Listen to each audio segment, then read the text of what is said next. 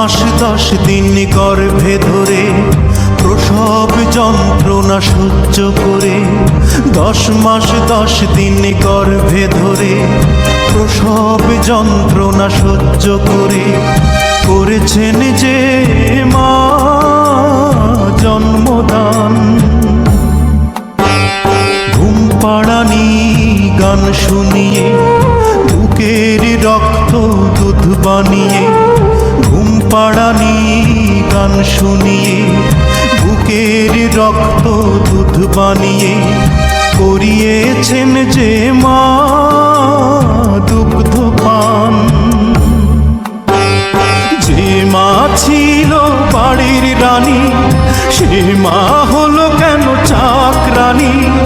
কোন পাষণ্ড করেছে কাজ, হায় আমি কি দেখছি আজ।